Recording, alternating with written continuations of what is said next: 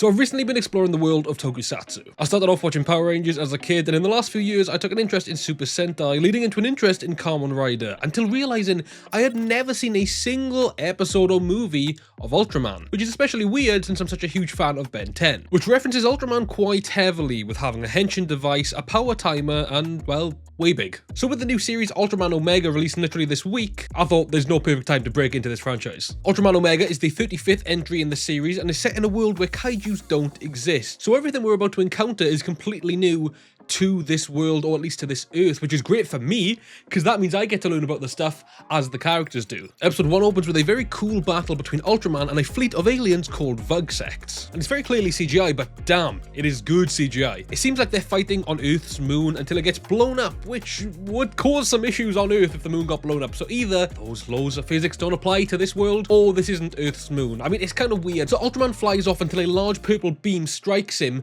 and hits him off course, hurtling towards Earth. But we see, as we zoom into his eye, what looks like the planet reforming, so maybe that lays into it. I don't know, it was kind of weird. He falls to planet Earth and he's spotted by this guy, who we later learn's name is Kosei Hoshimi, but I shall be calling him Freddy Benson. I can't unsee it. I can't. And right now in this one shot, the guy on the left, why does he look like Freddy Benson? There he is, Freddy Benson. Freddy Benson! With his yogurt drink. Cuddy what, Gibby? Last one. Hello, sorry to put a brief pause in the video, but I'll make this as quick as I can. This channel is a Patreon where you can watch videos without ads and early access and get your name shouted out at the end of the videos. It's just for £3 per month, you know, it's the price of pretty much what I would have paid for this if I didn't make it at home, if I'm being honest. But it helps support the channel and I get to make more content just like this for you guys. First link in the description, but if not, liking, sharing, subscribing, commenting, it does great as well. Thank you for your time, back to the video. So he sees Ultraman hurtling towards Earth, but because aliens and kaijus and heroes don't exist on this Earth yet, he doesn't care. He could give less of a shit, and he just carries on drinking his yogurt. Surely even if it was a meteor, you'd be somewhat concerned. But no, he just laughs it off.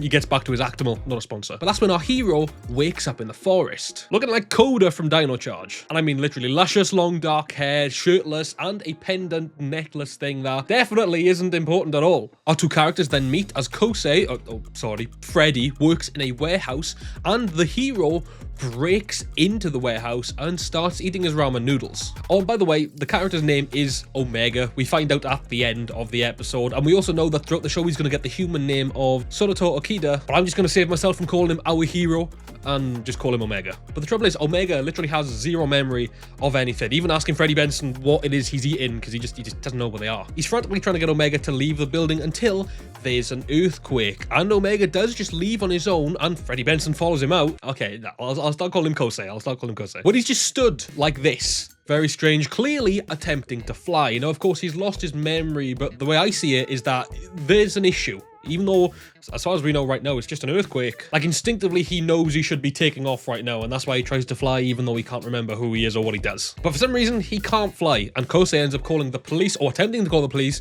before Omega steals his phone and legs off with it. Kosei chases him, and they end up in the city. And it's here we encounter the cause of the earthquake, a kaiju called Grime.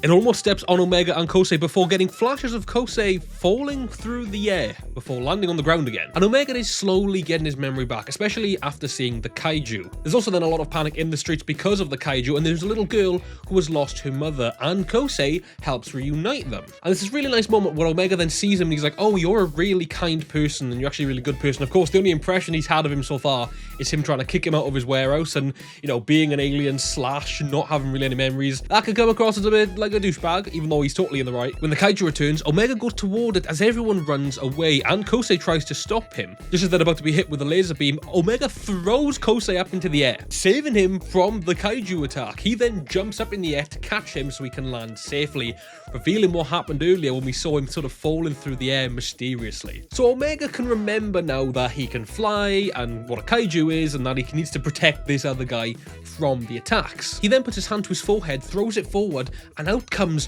what I can only describe as a boomerang, but it's called the Omega Slugger, and it flies around him and he catches it in his hand, which is his henshin device that needs to be partnered with the Omega Meteor, which is the little part of his pendant that he pulls out, he inserts it into the back, and he pulls the sort of handle down, opening it up, and he then turns into Ultraman Omega. And I mean, this is sick. I mean, just as a Tokusatsu fan, as is a henshin sequence, always goes hard. And I just love how clean the suit looks. I don't know what it is, the way it's like perfectly fit to his body. The red and silver's so slick, which I know is like the most common Ultraman design, but I don't know. I love it. So he's now going to like 50 feet tall to match the kaiju, and he does this thing with his hand that they're calling the Omega Scope, which is kind of his way of assessing his opponent, both seeing sort of their weak points, but also like dangerous points that, you know, that could hurt him. And I really like that. I like how this is a coordinated fighter rather than just like a massive kaiju that's just gonna like, you know, be fucking throwing hands. Omega charges at kaiju, showing off this sick shot that was composited and tracked beautifully. I mean, I haven't shut up about it. I know this isn't Toei and instead a production company called TSUBURAYA Production, so like I'm used to sort of awfully comped green screen. I will say the fight is a standard giant monster battle, but that's obviously expected for a show like this. But I have no doubt that we're going to be served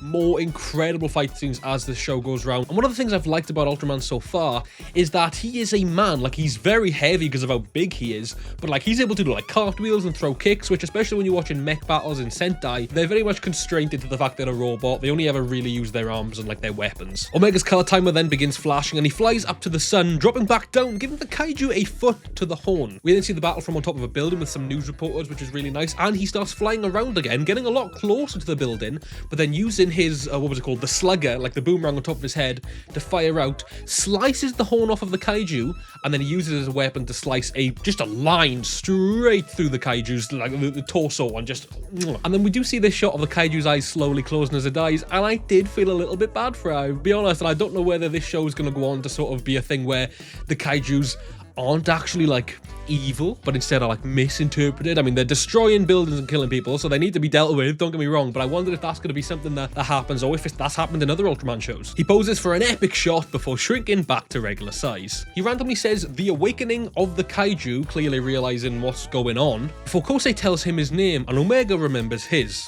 It's Omega. And then the episode ends, and as a first episode and my first introduction to Ultraman, I am low-key, high-key hooked. I watched the trailer for it a couple of weeks ago with Keza Henshin. That video is up on her channel, I'll link it below, and I was invested from that point, and that's why I was like, I want to watch this episode. And I even reacted to the episode on her channel, but I don't know if that video's out yet. Whilst there isn't a huge amount of story context yet, I'm really invested in the idea that this Earth has never faced a kaiju before, and the fact that that's clearly so prominent in other Ultraman shows. I almost said Kamen Rider then, my bad, that's on me, but I think that's quite interesting, and I'm interested to see other Ultraman fans' opinions on that. We know from the trailer that Omega is going to get additional artillery, including a Henshin device for Kosei that turns him into a massive dragon, or at least like lets him pilot a massive mecha dragon. Looks sick, I can tell you that. There's also a lot of photos and footage from the trailer of Omega in a red shirt, Kosei in a blue jumpsuit, and a biologist called Ayuma Ichido in a yellow jacket. Now, not only does that scream a team, I mean, it's literally the three primary colors that Sentai uses all the time, but we have Omega wearing red, who becomes a big red fighter. We have Kosei wearing blue, which he ends up becoming or piloting a blue dragon. And I don't know, if we got Ichido wearing yellow, she could become an Ultraman, she could become a sort of beast in her own right.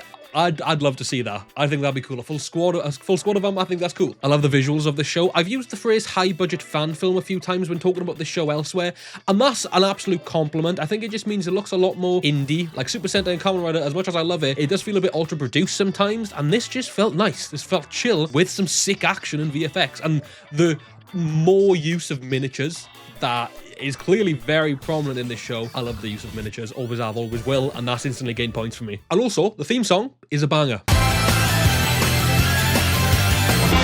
Thank you so much for watching. Let me know your thoughts on Ultraman Omega in the comments, and whether you'd like me to do more Ultraman content. And of course, a huge shout out to Sarah Jane, our Super Dynamo Patreon.